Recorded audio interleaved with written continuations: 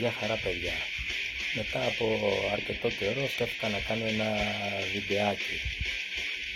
Βασικά για το σημερινό βίντεο η ιδέα μου ήρθε προχθές το βράδυ. Εγώ βασικά το πολύ 10 η ώρα κάθε βράδυ είμαι στο κρεβάτι, όπου θα βάλω να ακούσω στο ίντερνετ κάνα μυθιστόρημα ή θα ακούσω κάνα άλμπουμ.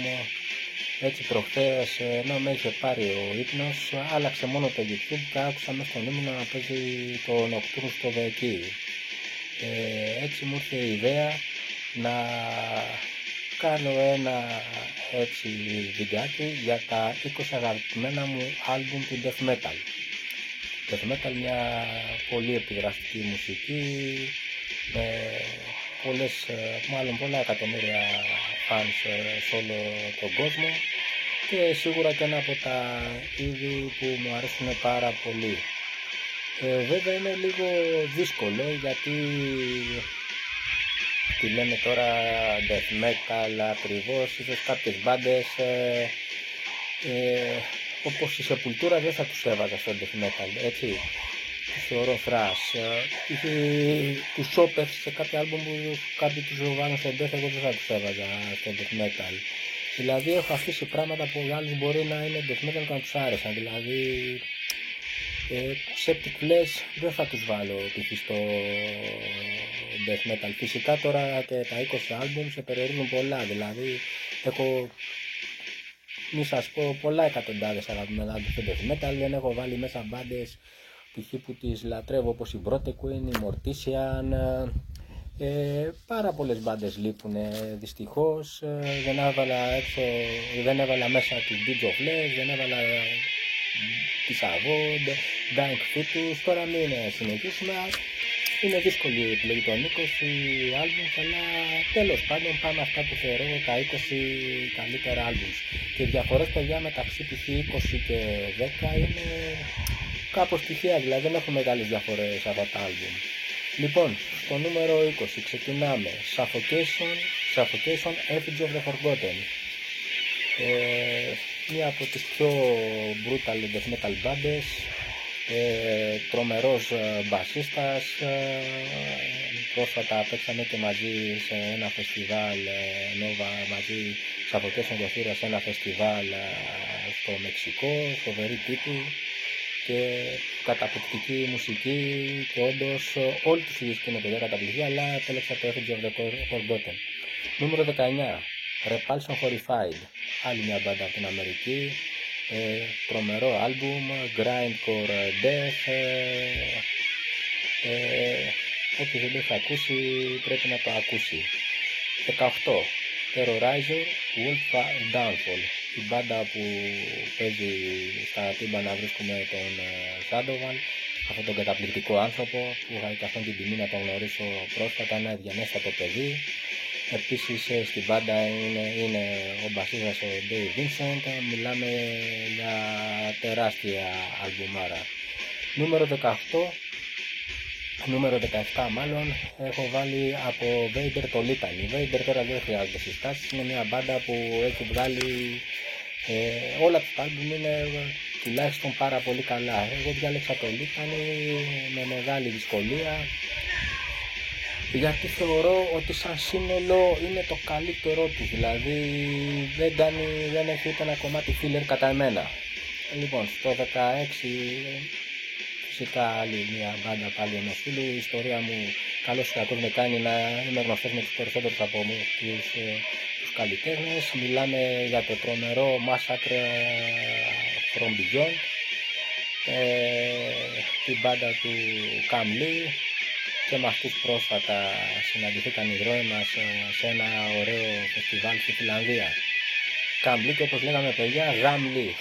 Θα κάνουμε και λίγο πλάκα. Λοιπόν, στο 15 ίσως θα έπρεπε λίγο να είναι λίγο πιο χαμηλά. Τώρα τέλος πάντων είναι σχετική η άρρυθμιση παιδιά. Στο 15 έχω το τρομερό Slowly We Rot των Obituary. Άλλη μια μπάντα που πραγματικά δεν ήξερα τι να διαλέξω, αλλά τελικά αποφάσισα στο Slowly We Rot, το πρώτο άκουσα μόλις βγήκε. Βέβαια την μπάντα τη γνώριζα και από Execution, είχα τα demo, τους αλλογραφούσαμε τα παιδιά.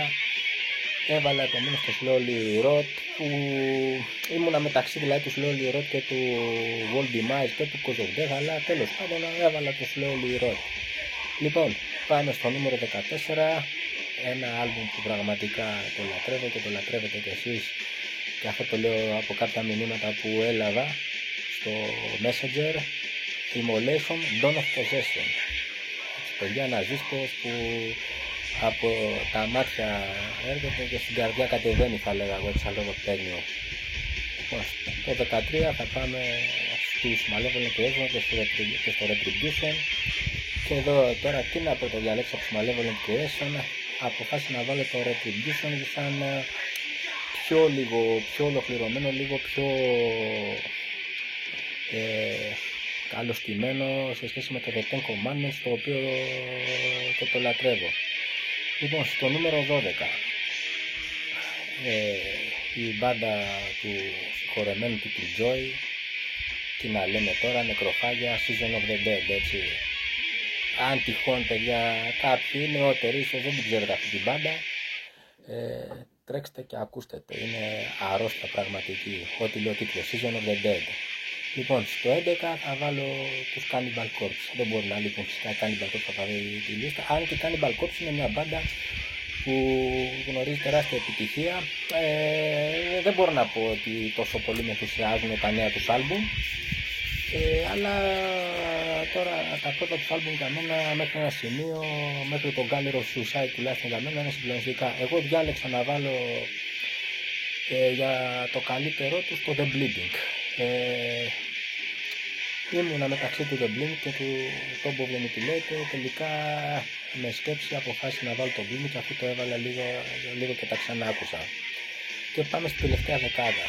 Νούμερο 10 έχω Dismember, να πάμε δηλαδή λίγο και στη Σκανδιναβία, Σουηδία, Like an Ever Flowing Stream. Τι να λέμε για αυτό το δίσκο, όταν είχε βγει τα είχε σοπεδώσει όλα, έτσι, καταπληκτική Dismember, καταπληκτικό death metal album.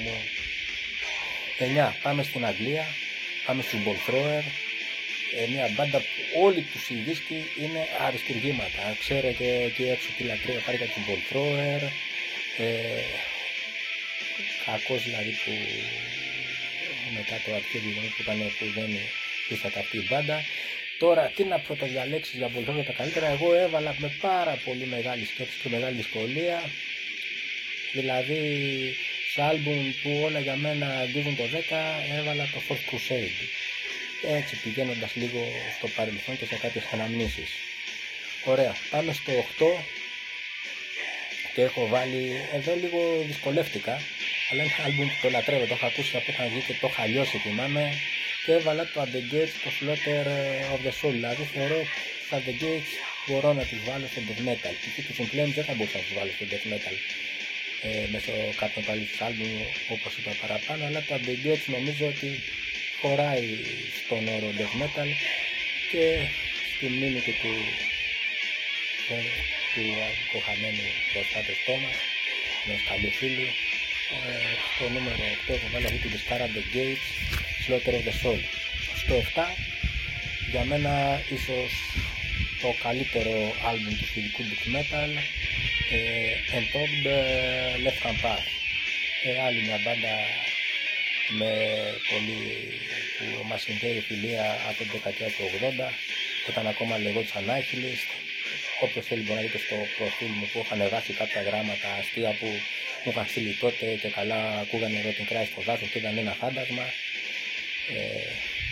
Λοιπόν, πάμε τώρα στο νούμερο 6, πλησιάζουμε και στην τελευταία πεντάδα. Στο νούμερο 6 έχω βάλει μια μπάντα που είμαι εθισμένος, τους Autopsy και το album Metal Survival. Τώρα τι να λέμε για τους Autopsy, ότι δηλαδή τα καλύτερα τους κομμάτια βέβαια τα είχαν για μένα γράψει στο Eruption of the Dead, αλλά αυτό είναι η πύλη, δηλαδή αυτά τα κομμάτια που εκεί πέρα με έχουν τρελάνει, Doom Death, απίστευτο δηλαδή. Εντάξει, σαν πιο ολοκληρωμένο έβαλα το Severed Survival. Και πάμε στην τελευταία πεντάδα, παιδιά. Νούμερο 5, η απόλυτη θεή, Carcass με το Hardcore. Ό,τι και να πούμε για τους Carcass είναι λίγο. αλληλογραφούνταν από τη δεκαετία του 80, έχω τα demo τους, πολύ ευγενέστατα παιδιά, καταπληκτική μουσική, κάρτες και τα μυαλά στα κάγκελα. Λοιπόν, στο νούμερο 4 έχω βάλει τους Death. Κάποιοι σίγουρα θα γκρινιάξουν, θα πει στο 4 δεν θέλει πιο ψηλά. Αυτά είναι εντάξει, παιδιά, είναι λίγο τυπικά.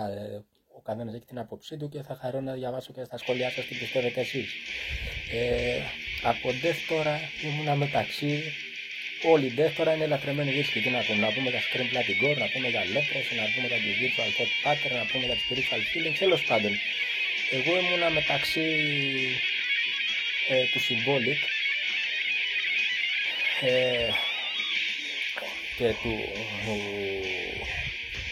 και του Spiritual Healing και του Sounds of Perseverance. Με πολύ μεγάλη δυσκολία επέλεξα το Sounds of Perseverance, γιατί το έχω ακούσει πολλές περισσότερες φορές. Δηλαδή όταν είχε βγει αυτό το άλμπουμ, τότε ήμουν ακόμα στο Metal Era, μόλις το είχα πιάσει στα γέρα, μόλις μου είχε έρθει το δέμα. Μιλάμε για μια εβδομάδα δεν έπαιζε τίποτα άλλο στο στερεοφωνικό, θα γίνει κουραστικός, μου λέγανε τα παιδιά βάλε και τίποτα άλλο να ακούσουμε, για τέτοια απλά τα παπάκια, επομένως έβαλα το Sounds of Perseverance. Λοιπόν, πάμε στο 3, μια άλλη μπάντα που πραγματικά τη λατρεύω, κόλλαξε το άλμπουμ. Είναι η Dayside, παιδιά, και έχω βάλει το Legion. Και έχω πολύ δυσκολεύεια, γιατί θα μου πεις πως αφήνεις έξω το ομώνυμο, πως αφήνεις έξω το Answer from the Cross. Τέλος πάντων, εντάξει, κάτι πρέπει να διαλέξω. Έτσι έβαλα επομένως το Legion. Στο 2 έβαλα, τώρα κάτι μπορεί να ξενήσετε, γιατί παραπάνω είπα για την ορολογία, θεματολογία και όλα αυτά. Έβαλα ένα άλμπουμ τον Μπέθυμο, το The Satanist. Το θεωρώ περισσότερο στο death metal. Αλλά αυτό το άλμπουμ, παιδιά, από τη μέρα που βγήκε μέχρι τώρα το ακούω σχεδόν πολύ τακτικά και θέλω να το τονίσω αυτό, ότι είναι ένα άλμπουμ απίστευτα καταπληκτικό. Και πάμε στο νούμερο 1. Όσοι με ξέρουν φυσικά ξέρουν τι μπορεί να έχω βάλει. Δεν έχω βάλει μια μπάντα γιατί μου ήταν αδύνατο να ξεχωρίσω μεταξύ του Altar of Madness of Verbicated και του Seven Church του Μποζέ. Επομένως στην πρώτη θέση βάζω αυτά τα δύο άλμπουμ. Θα τα πούμε σύντομα, από το ξαναβρω χρόνο θα ξανακάνω άλλο ένα βιντεάκι, παιδιά. Μπορείτε να γράψετε και εσείς τα δικά σας το και ό,τι θέλετε από κάτω. Γεια χαρά και τα ξαναλέμε.